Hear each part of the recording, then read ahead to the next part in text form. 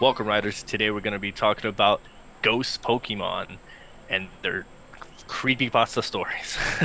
So come and join us on the ride here in The the passenger passenger seat. seat.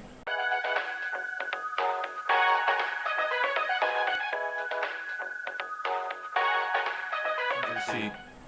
Woo! Welcome back, riders, to another week in the passenger seat. Like Carlos mentioned, we're going to be talking about ghost Pokemon because it is that month, Spooktober, and we're going to be talking about creepypastas associated with them. So, yeah, we both have a little creepypasta story regarding the Pokemon in question, which we'll be reading on here. So, Yeah, I mean, who doesn't like the ghost Pokemon? We narrowed it down to certain ones that we want, two that we wanted to choose. You could probably already tell from our backdrops who we chose. But I remember as a kid, man, when I was watching Pokemon and Gengar and Ghastly, and these guys showed up in Ashes inside the Haunted Mansion. I was like, then ghost Pokemon are pretty cool. yeah. They really are. They're very mysterious. And if you read some of the Pokédex decks out there, you guys know that there's some creepy stories. That's actually, what do you call it? Lore. Yeah, Like it's A lot of Pokemon dex entries are kind of messed up. yeah. It's when you look into it and you're like, it's it for kids. Yeah.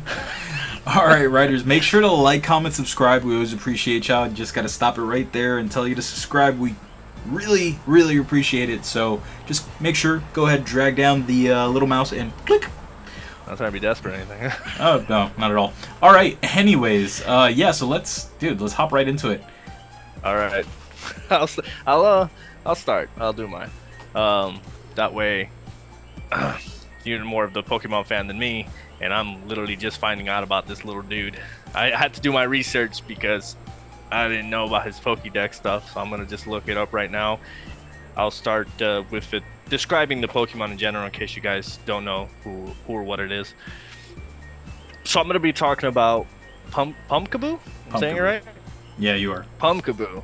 As you could tell by the name, it is a pumpkin Pokemon. Weird looking thing. Alright, it is a ghostly Pokemon that resembles a pumpkin carved into a jack-o'-lantern. Top of it is plump, round, and pumpkin-like. It's covered in a thick shag of brown dark hair, which is really weird. Terrifying. That curls up slightly. It has two horned shaved tufts on the hair on each side, and it has two oval yellow eyes with a small mouth with two sharp fangs. Weird for a pumpkin. The bottom part of Pumpkaboo's body is orange and pudgy. It's literally how it describes it. Pudgy. With two short little legs and two holes that seem to be carved out. Inside his body is a mysterious orange light, and that can be seen and act like a flashlight. Ooh. Ooh, Which brings me to the Pokédex entry. Okay, this is the Pokédex entry, guys. This isn't even like the creepypasta part. Okay.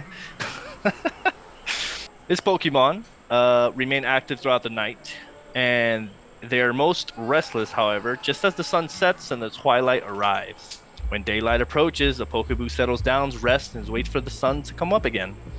They sleep like pumpkins on the dirt fields in rural areas. So here's the part of the story of the Pokédex where it gets a little weird, okay? The Pumpkaboo carries souls inside their hollow bodies. Smaller Pumpkaboos are made up of fewer souls, while larger ones are of more souls. But the weird part is, the smaller ones prefer children, while the larger ones prefer adults. This is actual canon, guys. Just letting you know. um, it says here, Pumpkaboo are thought to act as psychopumps, leading relatively deceased souls to places where they can move on. The Pokemon Dust Noir are believed to pick up these souls up on a ferry to them to bring them to the world of the dead, while the Pumpkaboo remains behind. The lights on these Pokemon's bodies are thought to show the lost spirits the path to the spirit world. For this reason, living travelers who encounter these lights try to avoid them whenever possible. So yeah, that's canon. Okay, that's not even like a side story. In fact, it's actual Pokemon lore that is freaking weird when I read it for the first time. Did you know that? Actually, no. I hadn't really stopped to read Pumpkaboo's Dex entry.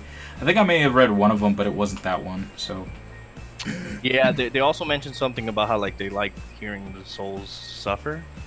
which I was like, oh my god, is what the creators of Pokemon are kind of weird. Seems just about Pokemon enough.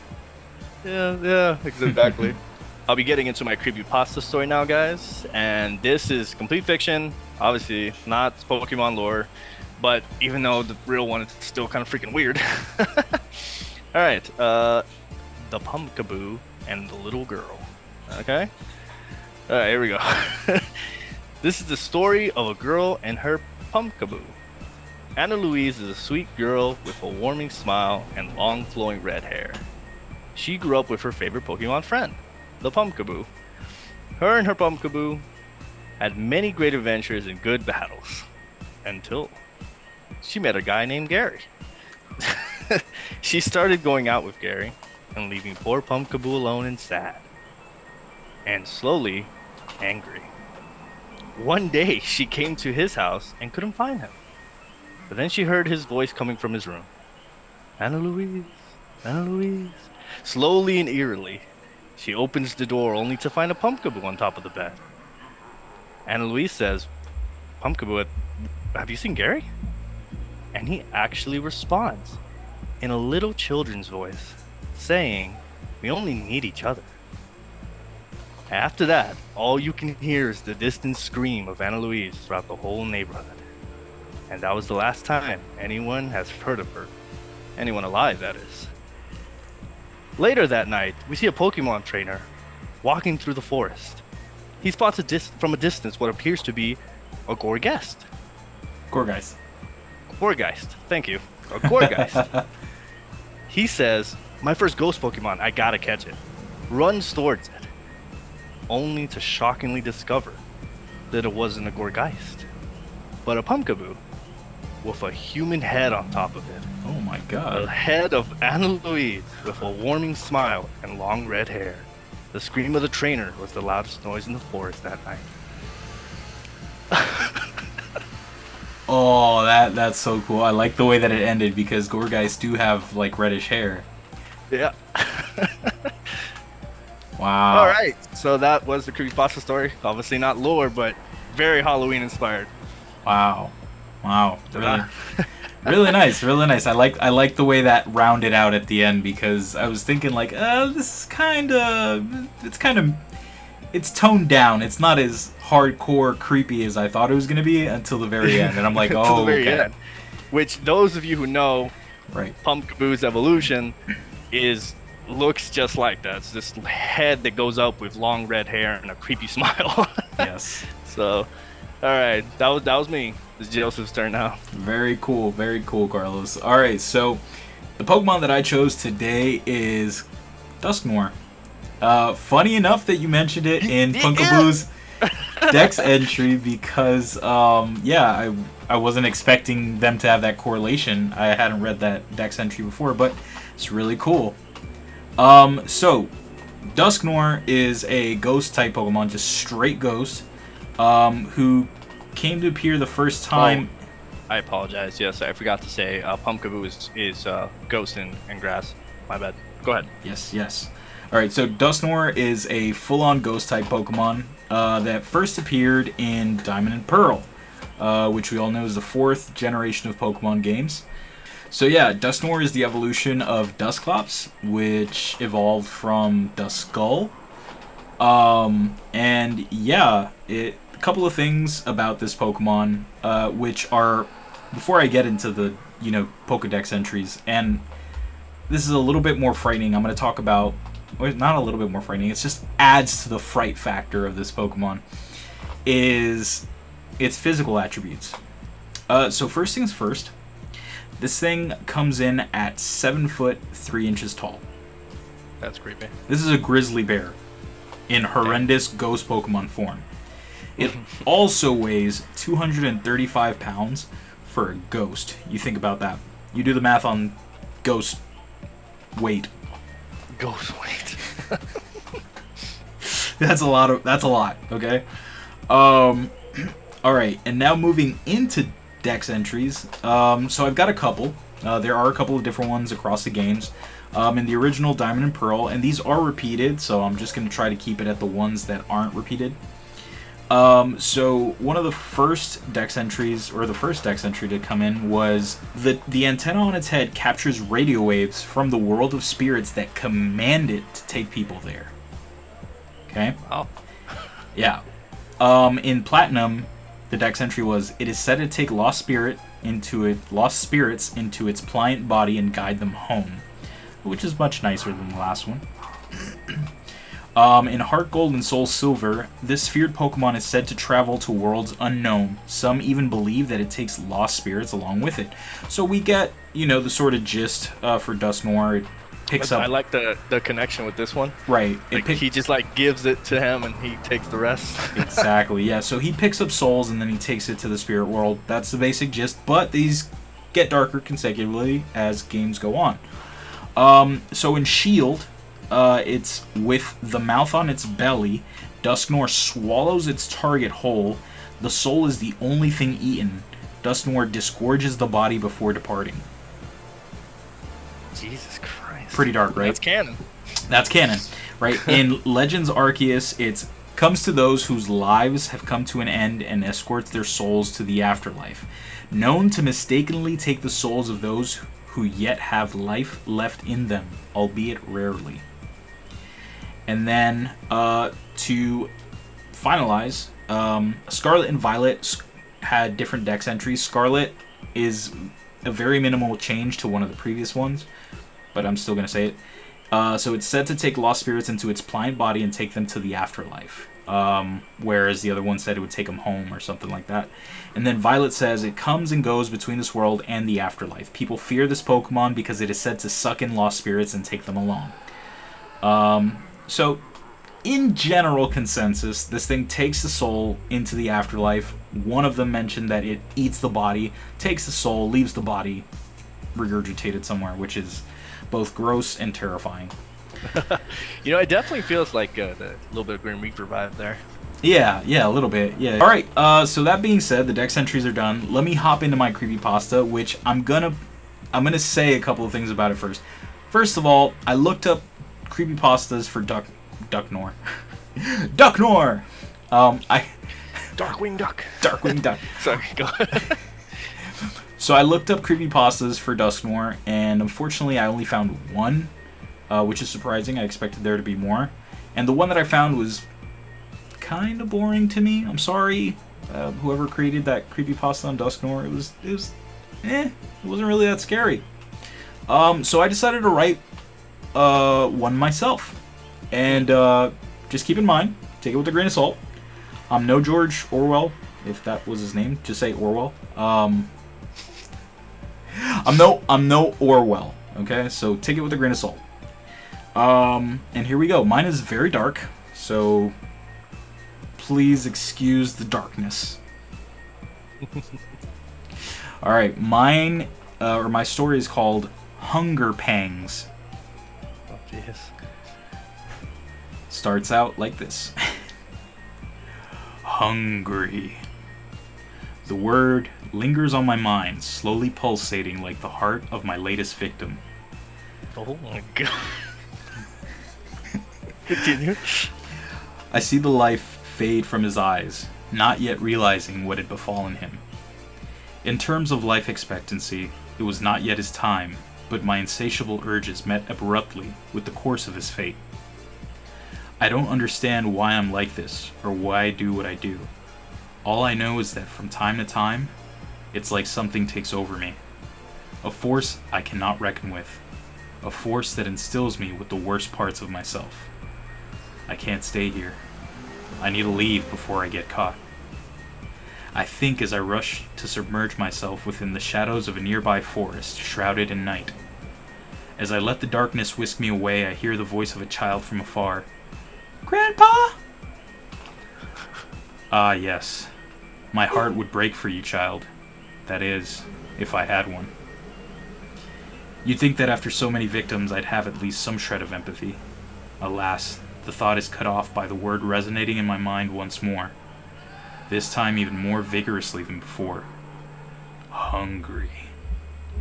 I must press forward. I need to fulfill this ceaseless desire. Scuttling between the trees for what seems like hours, I happen upon a small park. It's dimly lit by moonlight, and a single lamppost which looms over a solitary bench. Or at least would be solitary, if not for a young woman silently sobbing, unaware of my twisted machinations. Perfect. I begin to approach her as a stalker would prey, making sure not to make a sound. My presence and demeanor would surely make her flee. A single glance into my bewildered eyes would cause her to stir into an uncontrollable panic. I'm almost there, only a few feet away. Then, as if a wire was tripped and an alarm set ablaze, the sound of a guttural barking cuts through the peaceful silence of the park. Where'd that dog come from? Damn it, my cover's blown. Her head swerves in my direction, the sudden paralysis in her body creeping in like the chill of a winter's day. A slight gasp rapidly becomes a shriek of pure terror. Her body, flooded with instinctive impulses, arose from that bench and began to dash away from me. Typical. Just what I needed. Now the hunt is on. She runs as fast as she can, trying her hardest to reach the quiet suburban streets nearby. I follow along. I cannot let this bloodlust go unanswered. I need to feed. I will feed. She tirelessly continues to run, trying to escape, crossing backyards and jumping over fences. But almost like a bad horror film, I match her pace effortlessly, as if I knew the layout of the land, as if my body could phase through walls. Her screams quickly begin to deafen as the fatigue sets in, and her hopes slowly fail her. I hate to do this. I don't want to, but I have to. I hope you understand. All these thoughts rush through my mind as she tumbles a few yards from me, helpless to her unavoidable demise. My eyes, now crazed, look upon her as my mouth begins to salivate as I creep closer. Yet another trophy to satisfy my hunger. As I reach her, my mouth opens wide, ready to consume. Her eyes are filled with sheer fright while gasping her last breaths. And in an instant, just like that, it's over. Silence. The rumbling voice in my head slows to a low pulse. Ba-bum, ba-bum, hum. Ba-bum, ba-bum, breathe. And then it fades. As if awoken from a spell, I look at the corpse in front of me.